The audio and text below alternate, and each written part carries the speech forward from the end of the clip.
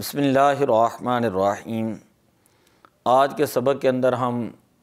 مفعول مطلق کی پہچان کے طریقے اور اس کے بارے میں 3-4 قاعدے پڑھیں گے۔ مفعول مطلق کس کو کہا جاتا ہے؟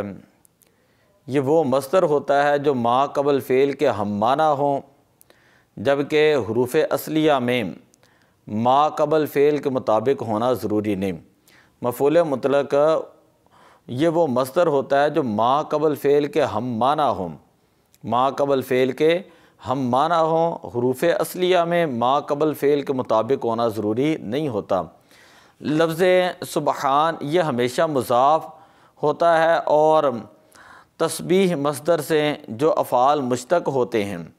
مثلا سبحت سبحانا، اسی طرح سبحنا، تو یہ تسبیح مصدر سے جو افعال مشتق ہوتے ہیں، یہ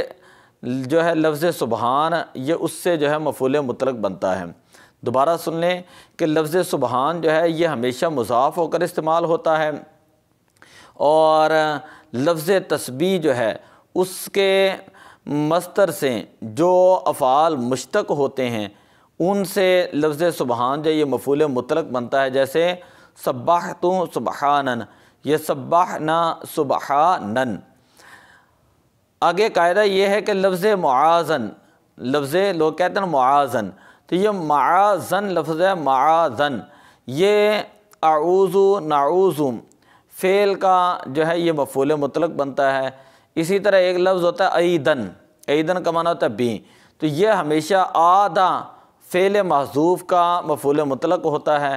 البتہ یہ ہمیشہ بتہ فعل محذوف سے مفعول مطلق بنتا ہے۔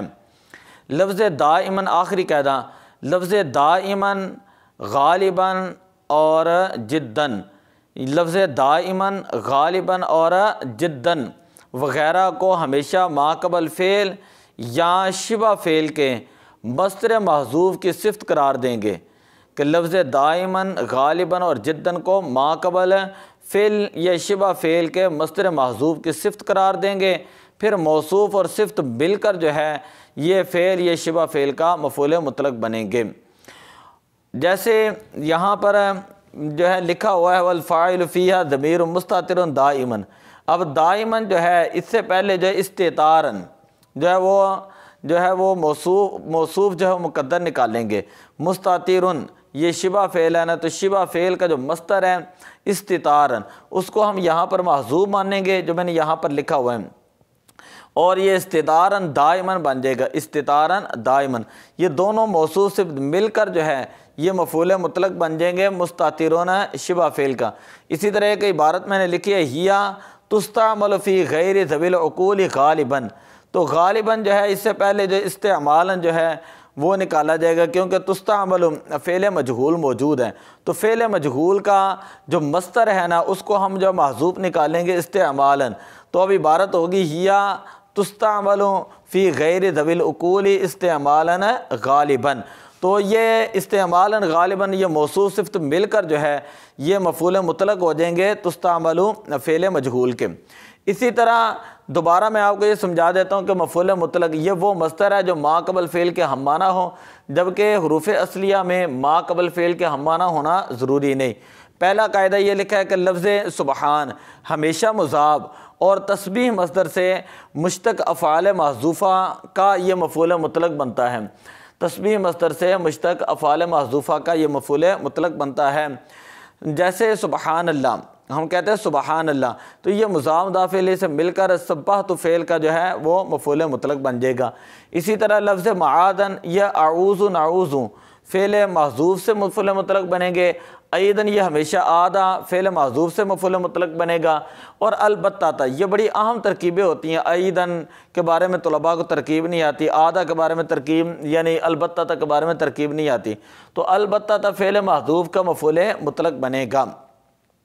آخری قاعدہ یہ بتایا کہ لفظ دائماً غالباً اور جداً کو ما قبل فعل یا شبہ فعل کے مصدر محذوف کی صفت قرار دیں گے، پھر موصوف اور صفت مل کر جو ہے وہ فعل یا شبہ فعل کا مفعول مطلق جو ہے وہ بن جائیں گے۔